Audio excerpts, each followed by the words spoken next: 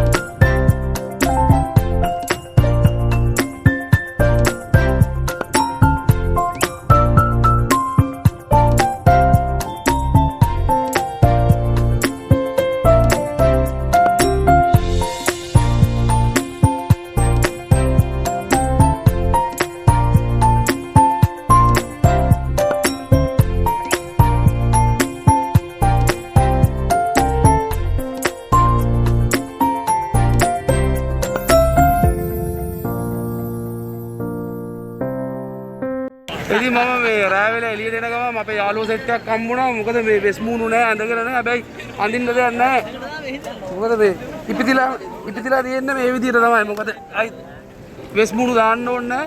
උපතින්ම ඇවිල්ලා තියෙන සෙට් එක තමයි මේ පේන ඇති මේ.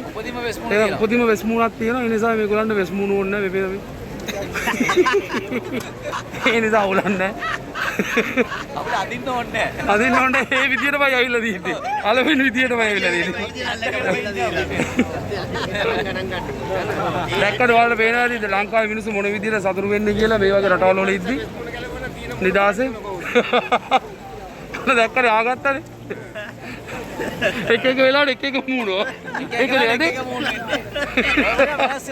හිටපු පාට වැටෙනවා. දැක්කද ඔයාලට පේනවා ඇති මේ අපි ඉන්නේ පියස්ස මජ්ජෝ. මම පෙන්නන්න ඔයාලට පේනවා ඇති. නෙප්තුන් රූපේ. බාන මිනිස්සු කොච්චර නිදාසේ ඉන්නවද කියලා. අපේ දේශපාලඥයෝ අපේ රට නැති කරෝ උන්ට තමයි මේ මූණවල් දෙන්න ඕනේ. අපි දාන් හිටියට. හරිද දැන් ඌ ඉතාලියේදී ලංකාවේ මිනිස්සුන්ගේ මූණවල් මේ වගේ පස් වෙනවා. මෙතෙන්ට ඇවිල්ලා කෙලින් කරලා ගියකත් ගන්න. මෙතන කෙලින් කරලා ගියේ මෙයා. මෙතන මෙතන තමයි අපේ මහරජාණන් ඇවිල්ලා කෙලින් කරලා. මන්න මොනවද කියනවා මහරජාණන් මෙතන ඇවිල්ලා කෙලින් කිරුවා. නැගිට්ට දැන. අර වන්දේ ඉතාලියේදී ලංකාවේ මිනිස්සුත් මේ තත්ත්වයටපත් වෙනවා. හැම තිබ්බත් මෙන්න මේ විදිහට තමයි ඉන්නේ. මොකද නායකයෝ රටේ පත් කරපු දේවල් ඉතින් කනගාටුයි. මේ හෙට අනිද්දාට ඉතින් නායකයන්ටත් වෙස් මූණු දාගෙන යන්න වෙයි. එහෙම සිද්ධියක් තියෙන්නේ. පාරවල වල යද්දි අවුරුදු දෙකකින් පස්සේ මම හිතන විදිහට නේ සාන්තයි.